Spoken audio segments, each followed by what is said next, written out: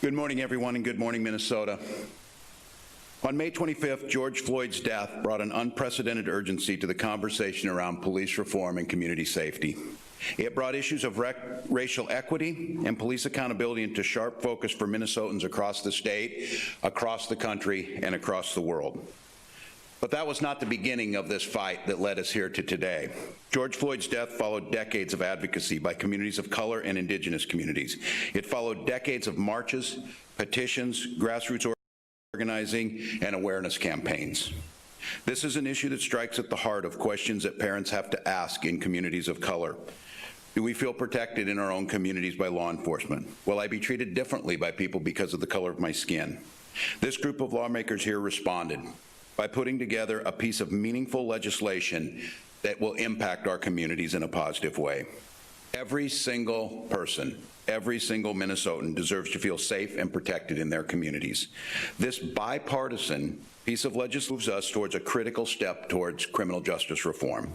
To strengthen transparency and community oversight, they do some things that I think many thought were already the law. They ban chokeholds and warrior training and expand de-escalation training for our officers. But we understand this is only a beginning. I'm proud that Minnesota is taking these steps, and I'm proud now to sign these measures into law. We will hear from the people who did the hard work on this. We will hear from legislators who have worked on this their entire professional careers and in their legislative careers, and brought together groups of people who needed to be at that table from various different perspectives, but all with a common goal of those very simple things of human dignity, of civil rights, of the sense of security in your community, and the sense of equity and fairness that all of us know that's the true measure of what we are as a state and who we are as a people. So at this time, I'm glad to sign this piece of legislation into law.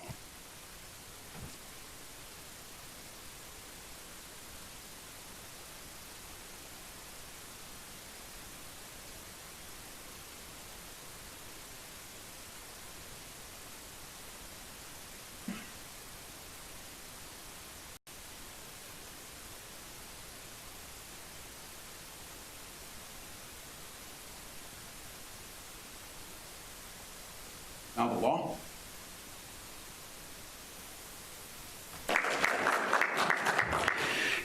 The work doesn't end today. We're having this conversation because the people of color and Indigenous caucus members you see before you fought for this. They brought people to the table and worked with law enforcement, worked with our communities, worked with families who had experienced this. And let me be clear, we're here very simply because of their leadership and because of their determination to get this done. Before I turn it over to the Lieutenant Governor, I'd like to take a moment. We're going to, between the two of us, make sure that we call out the names and thank folks. And I recognize we're going to leave folks. There's names out there that many of you might not hear that I have gotten to know because of the loss of their family members, people like Amity and Valerie, Tushira, Delshia, names that I know now as friends and family members. So you're going to hear a list of names, but please know there are countless others and many who aren't in the public's light, but are there at marches, are there at city council meetings, are there organizing for this change. But I'd like to personally thank Representative Rena Moran for the work that she's done, Public Safety Chair Carlos Mariani, Commissioner John Harrington, Speaker Melissa Hortman, Senator Jeff Hayden, Senator Kerry Dietzig, Representative Ruth Richardson, Representative Cooley Herr, Senator Susan Kent, Mike Howard, Jamie Long, Dave Pinto, Kerry Moeller, representatives who worked on this. Lieutenant Governor will talk about those members of the Poxy Caucus. And I'd also like to give a special thank you to Dakota County Sheriff Tim Leslie and Blooming Police Chief Jeff Potts, who had an important voice and made sure that we were hearing every perspective involved in making our communities safe. And with that, it's my pleasure to bring up Lieutenant Governor Peggy Flanagan.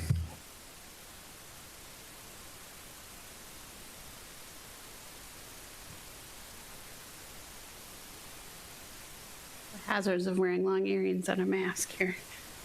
Well, good morning, everybody. I'm really grateful to be here, and I didn't know that we would get here today, but we're here because of the hard work and tenacity of so many folks in the legislature, many of whom are in this room with us this morning. The murder of George Floyd laid bare the injustices, a law enforcement system that does not serve and protect all Minnesotans equally. And before George, it was Philando. And before Philando, it was too many names of Black men and women killed at the hands of law enforcement. When George Floyd died, the grief and anger in that moment felt unbearable. So the legislators got to work. There's been a lot of hard work and long nights to get us to this moment, but I'm really grateful to be here, taking the first steps towards meaningful police accountability and reform.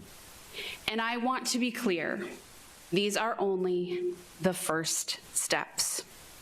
The bill that the governor signed today is not everything that needs and should be done. Our commitment to the people, the families, and communities impacted by police violence does not start or end here today. This is a first step.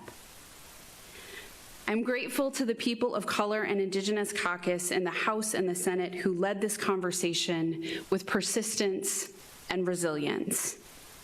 And I'm going to name each of them.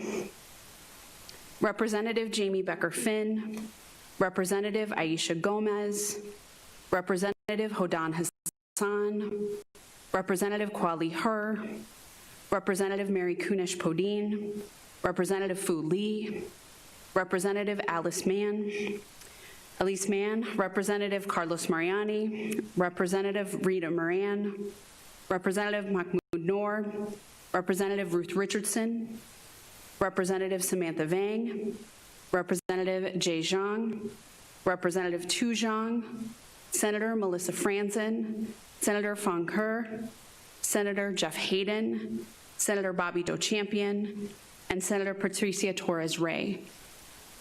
And I read that long list of names that seems to get larger every couple of years.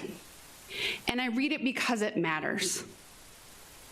It matters that the people who are in office reflect the communities they seek to represent. And I also want to just acknowledge the weight of this time and this moment on people of color and Indigenous folks and Black folks in leadership who are caring for their communities, are fighting for justice, while at the same time experiencing the trauma in their own lives. And so the reading of these names of these leaders should not be lost on anyone. Their persistence, their commitment, their passion, and just the personal impact of this work, and I am tremendously grateful to each and every one of them. And with that, I will turn it over to Representative Rena Murray.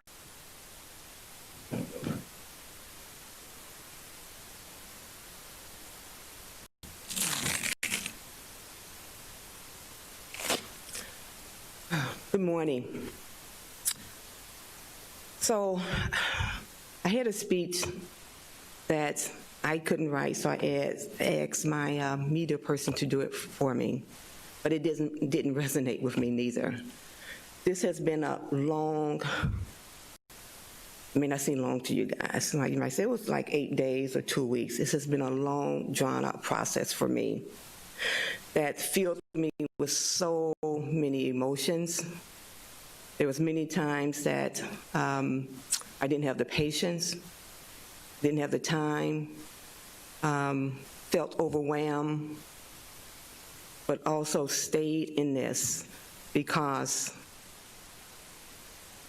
it was truly important to me that two things happen, that we have a process that we felt would hold police accountable, and that through that process, we will prevent police brutality of Black men and women, Indigenous, and people of color. And so there was a couple of provisions that I carried in the bill, which was the chokehold bill and the use of force bill, that allowed me to do one of the things that I believe in, and that is to talk to the people who've been impacted by systems. and talk to the people who need to be a part of changing the systems. And that was the police, but also community members. And so I really do want to say I appreciate the moments that I had to engage, that I took time to engage with the Minnesota Association of Sheriffs, the Minnesota Associations of Police Chiefs, and the Minnesota Police and Peace Officers Association, the MPPOA. Never remember what that O is. But I also want to say that this is the beginning of the work that we set out to do. It is not the end. And my biggest disappointment was that we were not able to move on the community side, looking at the families who've been impacted by a loved one who have been killed by those who are there to serve and protect us, the statute of limitations. They deserve their time in court. Whether they win, whether they lose, is not the point. They deserve to have their voices heard in this process. So as we look at the work that we have done, there is still work to do. And I look forward to the opportunity and the time to bring in those three organizations, law enforcement organizations, in a room with those family members so that we can work on a process that gives them a voice within the court system. They have their voices heard in a system that did not allow them because the limitation, the time of getting a conviction or not has made it impossible for them to go any further. So I stand here excited today to thank the governor for this moment, to thank the lieutenant governor for this moment, but also my partner as we was in those negotiations, Chair Mariani, for his strength and his courage and his leadership, and also for the strength and the courage and leadership of our Speaker of the House, Melissa Hortman. And so with that, I'm going to pass it over to my Chair of Public Safety, Chair Carlos Mariani. Thank you. Thank you, Rip.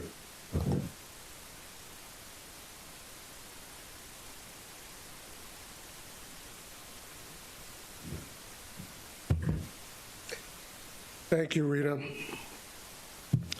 May 25th was a watershed date for our entire state.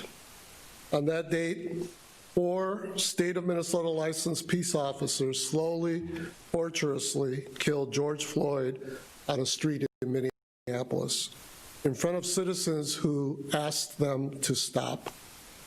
Their cell phone cameras captured the 8+ long minutes of Mr. Floyd's end of his life as he lay defensively on the street next to a squad car. That video was beamed across the nation and across the world and sparked a righteous outcry of indignation and anger that a society committed to individual liberties and human rights could produce such a monstrous, inhumane act on one of its own citizens and have it perpetrated by the very guardians of our personal safety. The public servants we certify through official governmental professional licensing to safeguard our freedoms. There was no public safety for George Floyd on May 25th. We, the state of Minnesota, his government, horribly failed him on that day. And he was not the first human being, citizen that we have failed. The statistical odds are that we will continue to fail again and again, especially fail black men and black women. Black men, as George was, as Philando Castile, a schoolmate of my daughter, was, and so many others, black, brown, and indigenous Minnesotans. Unless we act now. This legislation is our first and long overdue our first step to act in meeting our primary duty to advance the human rights of all people in our state.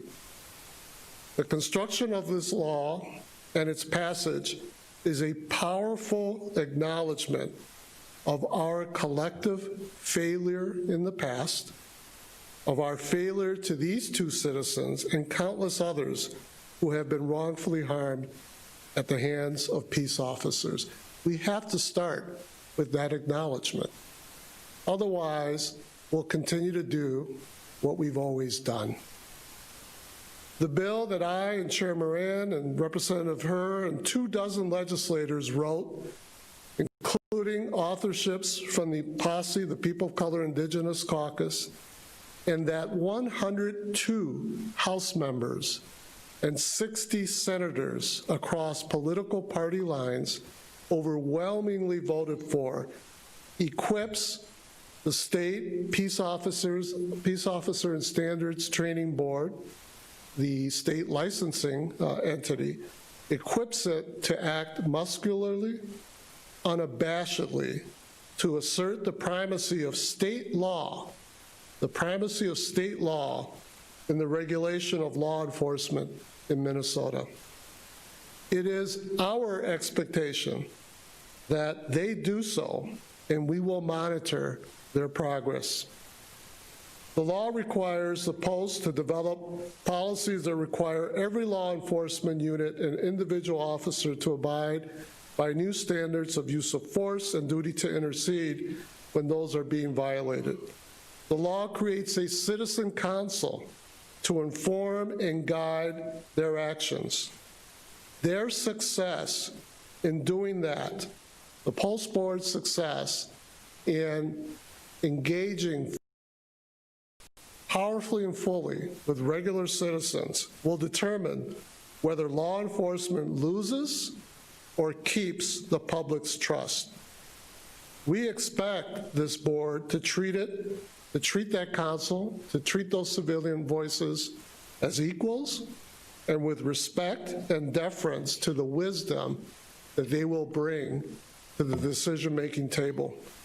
The law mandates the collection of critical data from all law enforcement units in the state to be centralized at the Post and to be analyzed by the council and the board in order to create state policies that modernize our approach to public safety through healthy relationships between police and community, and to identify patterns of behaviors that violate the human rights of Minnesotans and jeopardize the public's trust, so that there were early intervention and discipline through their licensing power. In other words, to stop the officers who killed George before they even met him. The state of Minnesota does not concede its duty under the Constitution to any other governmental local unit to protect the human rights of its people. We expect that of all local units, but it is our duty as a legislature, as the executive branch, to ensure human rights. The state legislature entrusts law enforcement to be one of our key agents and tool to ensure those constitutional rights are affirmed and realized as we simultaneously deliver the core governmental function of providing for public safety. George Floyd, Lando Castillo, and so many others deserve nothing less. And the Minnesota legislature demands nothing less of itself. I want to thank the Posse Caucus, the members of the House Public Safety Committee. I want to acknowledge Senate Majority Leader Gazelka for negotiating with the House to pass this bill that is heavily shaped by House-proposed legislation. I also want to especially thank Speaker Hortman for her persistence in pushing and pulling us through a difficult agreement process, including helping me to keep my eyes on the prize. And I want to thank you, Governor, for standing with the Posse Caucus, and for insisting that Minnesota values of human decency always be affirmed. Finally, let me say that this is only the first step we must take to bring about a public safety system in Minnesota that actually, truly works for everyone, that can overcome the horrible power of racism, that can create new ways to advance safe communities, that holds wrongdoers fiercely accountable, and that truly sees the inherent dignity of people of color and indigenous people and each person in our state. There will be more legislation to come. And so with that, I want to call up my friend, colleague, and the person who helped me keep eyes on the prize throughout this difficult negotiating process, Speaker Melissa Hortman.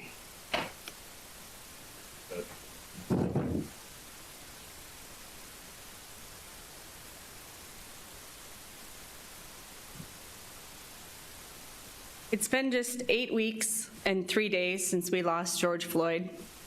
It's been 4 years and 17 days since we lost Philando Castile, these two beautiful human beings whose lives were stolen before our eyes. This legislation is long overdue, and yet not enough. It's a critical step forward to preserve the safety of members of our community, but also to preserve the safety of the law enforcement community. These measures will enhance community trust by showing that we're responding to the people who took to the streets and said, no justice, no peace. This is a step forward for justice. I want to call out the specific provisions of the bills and the authors who carried them forward, because this was truly a team effort. It was built on the foundation of Attorney General Keith Ellison and Public Safety Commissioner John Harrington's report on deadly force encounters. Representative Ruth Richardson authored the ban on warrior training.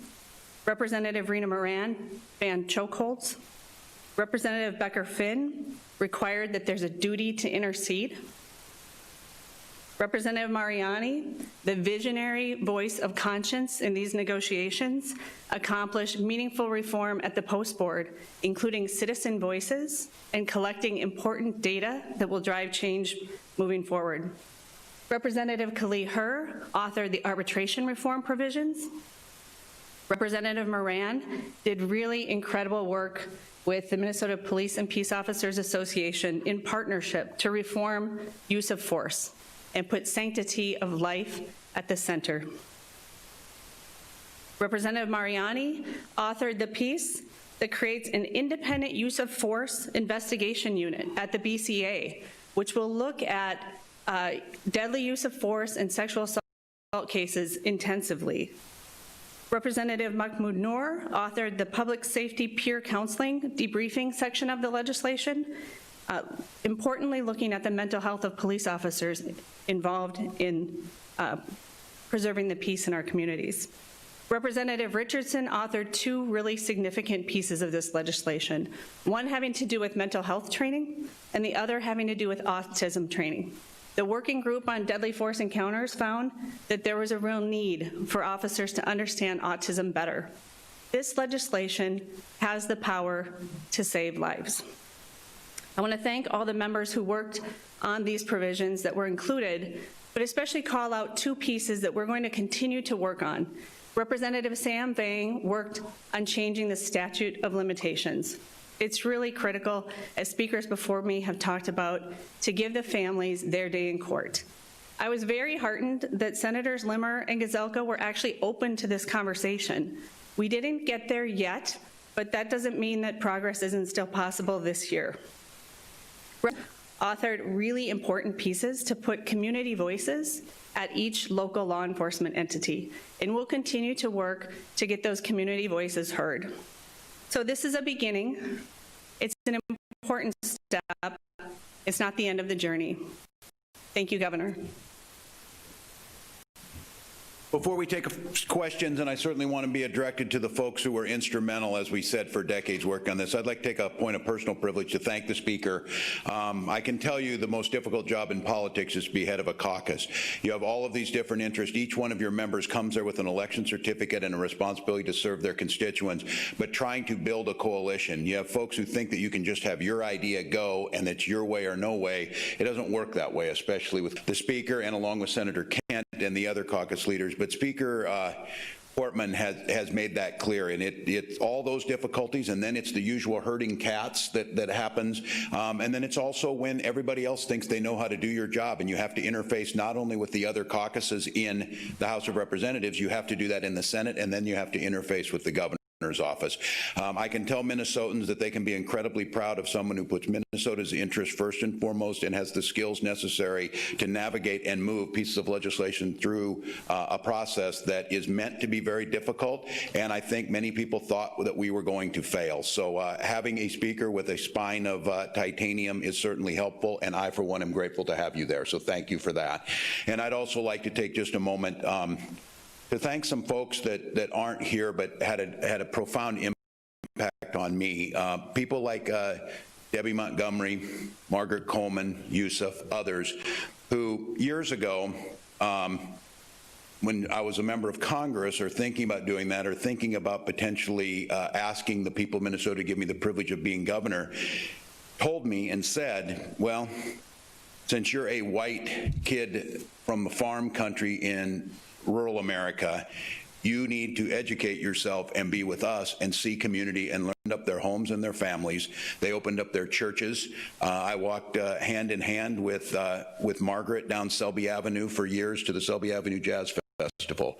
Margaret had me in her backyard for barbecues with neighbors, and those types of personal interactions, those types of trying to understand where everybody's coming from, I feel incredibly privileged that was shared with me. And every time Lieutenant Governor and I get on with families who have lost loved ones, I feel a real sense of responsibility and the trust that they put in by resharing those horrific and traumatizing stories, and they trust us with their stories. They trust us to try and internalize those stories, to try and humanize those stories, and to try and figure out a way to put politics, to put roadblocks aside and actually make meaningful change. So I didn't mention everybody, but to those of you who are out there, please know it made me a better person. It makes me see things differently. And as you heard, those members of the Posse Caucus continue what is an education still for me and I think for many others. And once we see that through others' eyes, we see the common humanity, we get to places like this where we understand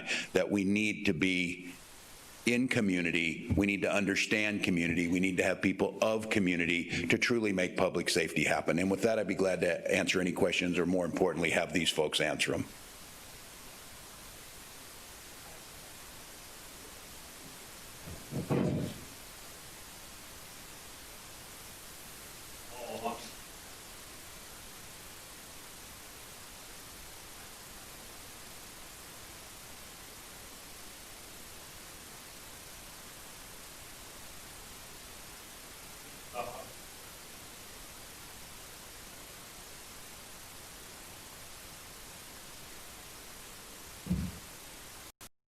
I'll just take my kind of the first crack at that question. Jeff Potts, Minnesota Police Chiefs Association, Chief of Police from Bloomington.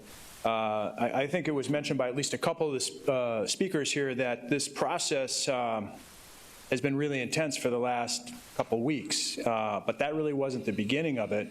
The work that the Commissioner, John Harrington, and Attorney General Ellison put in over the last year, the working group on reducing deadly force encounters really kind of assisted or helped in the process of getting us to where we are today. And so what I'll say on behalf of the Minnesota Chiefs Association, that we're very proud to have been a partner in this with the Minnesota Sheriff's Association and the MPPOA. I think that all of the people who worked on this really leaned into this discussion. It's very serious, but yet a very complex issue. And as a law enforcement representative with the Chiefs Association, we definitely engaged and leaned into these discussions because we know how important and how serious they are. We're proud to have been a partner. Thank you for including us. I think it ultimately led to a bill that all of the associations can support. As you heard already, it was supported by bipartisanly in the House and the Senate. And so while everybody agrees that the work is not yet done, as the representative from the Chiefs Association, we remain committed to continuing with this work throughout this year and into the next session. Tim Leslie, Dakota County Sheriff, representing the Minnesota Sheriff's Association and the 87 elected sheriffs across the state of Minnesota. I want to thank the governor, Lieutenant Governor, and Speaker Hortman, and of course Chair Mariani for his leadership. Chair Mariani has been steadfast, and we got a punch in the face, and we deserved it, and we're ready to make those reforms that the people have made into law, and we're at the table having conversations throughout the entire time. We'll continue to be at the table, and we want to make sure that we do what the people want, and because we work for the people. So thank you very much.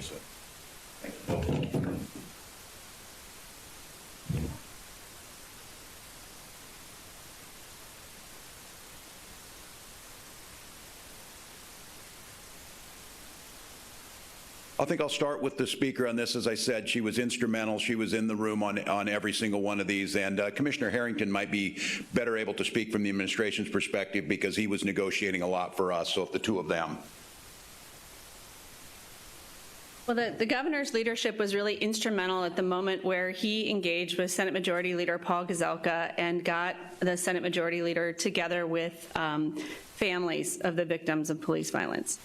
And that was really moving for Senator Gazelka. And Senator Limmer also, I believe, represents the family of someone who was victimized by police brutality. So I was really surprised in the negotiations, the openness to discussing the statute of limitations.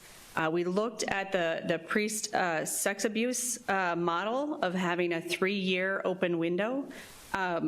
And a new form of statute of limitations that doesn't begin to start running until the internal investigatory process is over. But that is a very complex legal issue. When we finally acted on that in the legislature in Minnesota, I believe it was in 2013, it was after years of work on the legal standard. We should be able to move faster here, but we just weren't able to move in 8 weeks on that statute of limitations. So that's the one piece I'm really focused in on. The other piece is the community voices. And I think that's something that can start to happen at the local levels. So individual citizens in their communities, whether it's Bloomington or Brooklyn Park or Minneapolis or St. Paul, to have more of a voice at the table involved in looking at what we're expecting of law enforcement and engaging in fulfilling those expectations.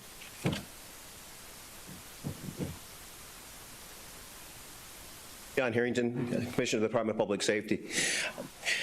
Pivoting off of the work and the working group on reducing deadly force, there were 28 recommendations that we came forward with, and while we were delighted to see far more of those recommendations in this legislation than frankly any other state has seen, when I talked to my colleagues across the United States, not only was Minnesota the first state to take on reducing deadly force as a statewide topic, but the legislation that was just passed is absolutely leaps and bounds beyond what any other state has done. Most other states banned chokeholds and maybe said there was a duty to intervene or did some regulation on holding police officers accountable.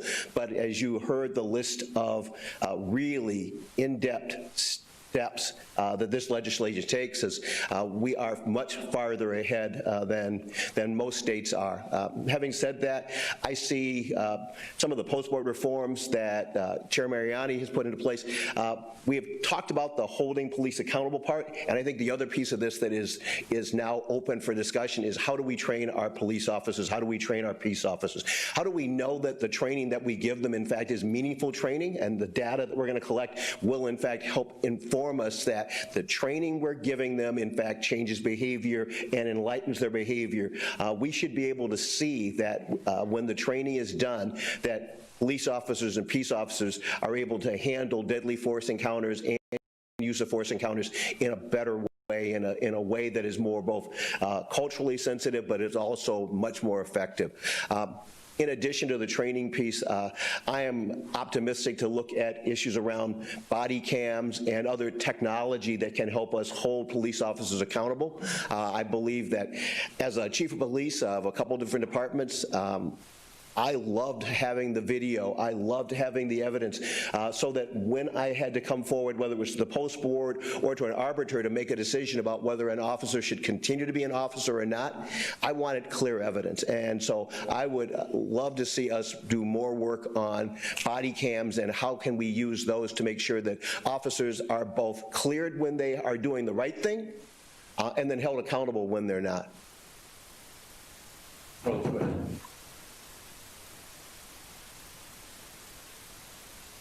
Yeah, very quickly. I think so the speakers already identified some of the next ideas that we want to continue to push on. I just want to say a couple things. One is that in the House, we spent a lot of time interacting directly with community-based groups. We had a number of town hall meetings via the Zoom apparatus. You all know we had a 7-hour key committee hearing where we heard from an incredible diversity of people working at the grassroots level from all communities, from the intellectual community, as well as from law enforcement. And one of the things that struck me, quite frankly, is that once you have that conversation, it's amazing how much overlap there is in terms of issues that need to be addressed. So arbitration was a good one, where we had our chiefs in particular who were really pushing for arbitration reform.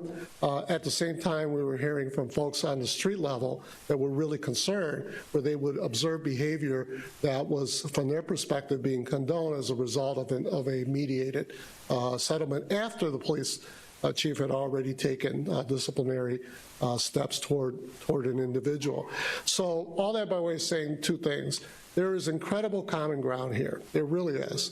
And two, part of that is to make sure that we have a balance in terms of who is at the table. And right now, well, now we've got to change with the law. Community groups are not at the table, by and large. They will be increasingly. You cannot do systems change unless you shift mental models, how people think. And the way one way in which you shift how people think is you have different people interacting with one another and learning and hearing from one another. That's really where our best hope is in terms of devising what those next steps are going to be. We're going to continue our process of engaging directly with community folks, with all sorts of people. We talk to folks that a lot of folks just don't want to talk to because they're too radical, too loud. They throw stones. Yeah, I don't like it. You know, but the point is, you got to be able to have those engagements. There is rich wisdom that can come from all of that. And so we're going to continue that process, and we're going to continue to push out some new ideas in the coming year. Yes.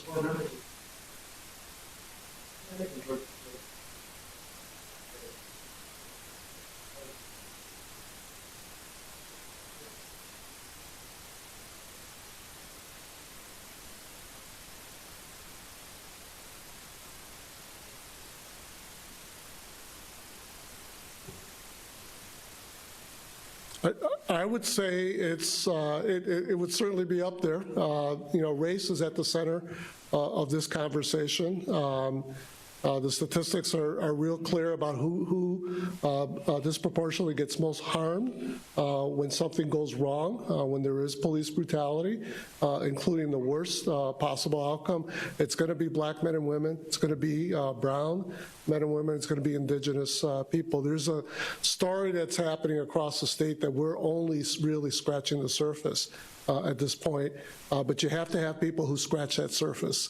And that's what those posse legislators bring in increasing numbers. So it isn't just me and Rita Moran, you know, it's, you know, a dozen other individuals. As we struggled with how to provide support for communities that were devastated by the worst aspects of the demonstrations, where we had, frankly, a lot of outsiders that came in and trashed and hurt Minneapolis and St. Paul. There's a fierce conversation and pushing and legislative proposals coming from not only people who represent those communities, but people who represent those communities who are people of color. And so they know firsthand, you know, that Asian food store that just got ruined, you know, that Latino record store that just got burned to the ground. They know these communities like family, and so there's that passion, that urgency about right now that brings to the table. I think we should expect our legislature to continue to modernize in that respect, that it's going to become increasingly representative of the true diversity in our state, and with that, there's going to be more issues on the table. But yeah, I would say this is a high water mark relative to the presence of Posse legislators in Minnesota.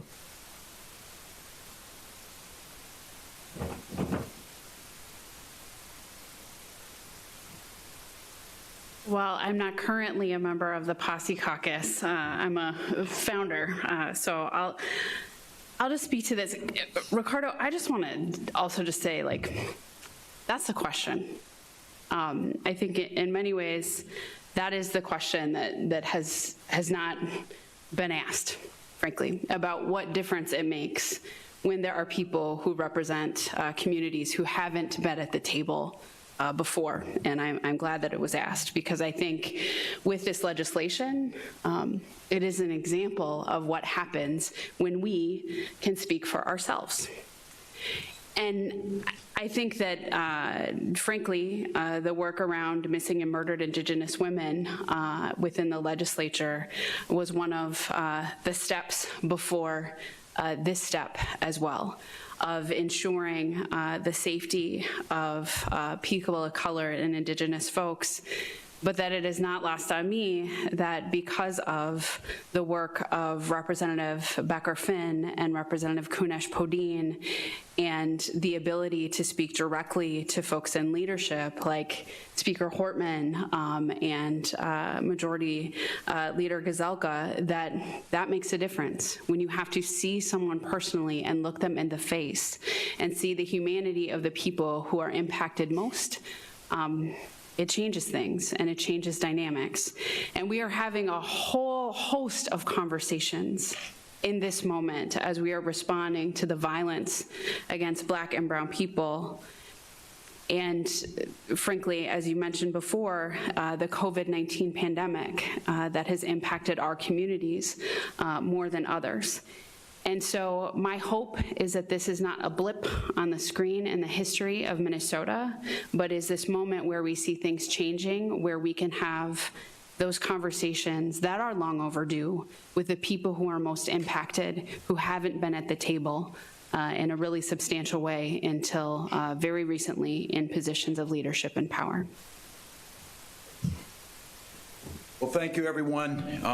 Important work that was started. Grateful again, lots of thanks, but it's first start. Reminding Minnesotans, as of Saturday morning, we'll mask up Minnesota. It'll take us a couple weeks to see in the data lag, but we will make an impact. We will make sure that our children can get back to school and move forward. And I'd like to, again, I think this is on behalf of the Lieutenant Governor in this, that thank the folks at the State Fair for their creative drive-through food thing that has Minnesota extremely excited about what's coming. So let's keep moving in a direction, Minnesota, we can enjoy those types of things, and let's make sure that every Minnesotan feels safe in their community. This legislation will help do that. Thank you.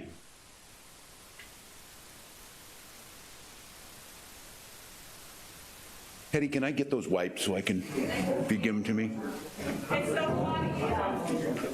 Thank you. My favorite moment of the negotiation. I'm just going to wipe them down before I give them.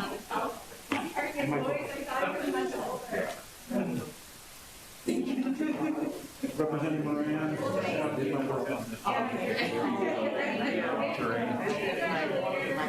Yeah, this one. Yeah, so sometimes, what's the most amount of market? What bill did you do? We did quite a few on insulin.